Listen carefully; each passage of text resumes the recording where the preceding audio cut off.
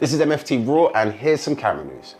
Voigtländer are about to drop 4 new lenses, 2 for Nikon Z mount and 2 for Leica M mount. All primes, as I believe all Voigtländer lenses are, but they are all very interesting and desirable bits of glass.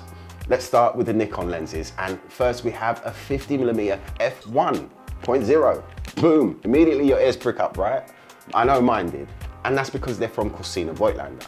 Yes, there are faster lenses available from certain Chinese manufacturers, like the 7 Artisans, for example, who push the aperture as wide as f/0.95.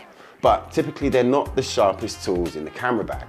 But a similar lens from Voigtländer should be a big step up in quality from what those less experienced brands offer. But it will probably be a big step up in price as well. The next lens for Nikon Z mount is an ultra-wide 15mm f4.5 Helia spherical.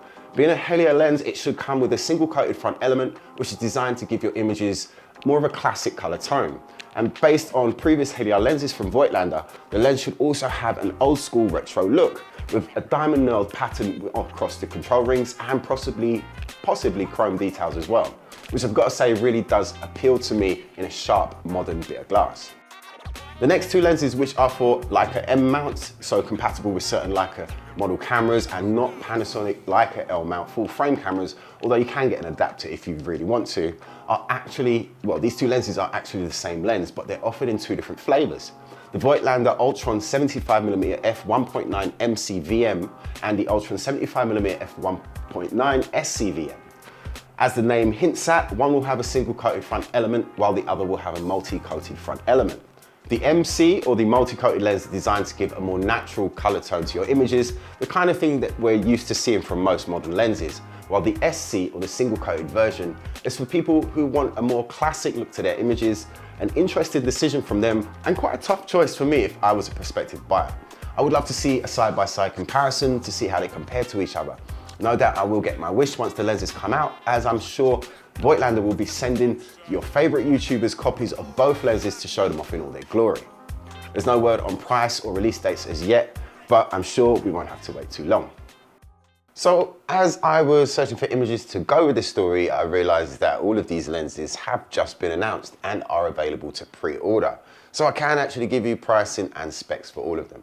The 50mm f1.0 does come with a grinded spherical element and has electrical contacts in the mount to transmit the EXIF data and hopefully to give aperture control. I'm not entirely sure there. It has a 12-bladed diaphragm and will set you back a cool £1,530. The 15mm f4.5 Helia retails for a much more reasonable 752 quid, gives a 110-degree angle of view and is said to have very minimal distortion and a minimum focusing distance of just 13 centimeters. It also features a petal-shaped lens hood which is removable so long as you have a screwdriver to hand. A bit of an odd design choice if you ask me. Meanwhile, the 75mm Ultron lenses are actually quite well priced at £637 each and are comprised of 7 elements in 5 groups. They're both very compact at just 54.1 centimeters in length and have a high quality focusing mechanism for super smooth and precise focusing. I always get a little bit happy when I hear about anything new from Sigma because I freaking love their lenses. But if this next story happens to be true, we probably won't see these lenses materialize for quite a while. But Sigma have filed 3 new patents for 3 Super Telephoto Prime lenses, a 400mm f5 OS, a 500mm f5.6 OS, and a 700mm f8 OS. The OS, as you know, stands for optically stabilized, which is essential when shooting at these extreme focal lengths. This is quite exciting for me because Sigma haven't produced a Super Telephoto Prime in quite a while. In fact, all of the really long glass that they have out for mirrorless systems at the moment are zooms. Really complicated ones as well, as the new 60-600 that they released last week demonstrates with its crazy 26 elements in 19 groups. That lens has been highly praised for its image quality, but as you guys already know, prime lenses typically offer better image quality than zooms. And with Sigma already offering great image quality with their Super Telephoto zooms, then this should excite many a sports or wildlife photographer, or even excite your regular peeping Tom. Okay, maybe not excite him, that's a bit weird. But it should excite anybody that wants to shoot at a distance, especially as Sigma tend to undercut the competition while still offering first-class build quality and top-notch IQ.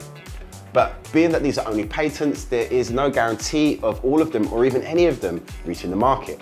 But here's hoping. And that's it from me for today, just the news from what I could gather for the week. Hope you enjoyed it. If you did, please subscribe, hit the like button, and I'll see you next time. Peace.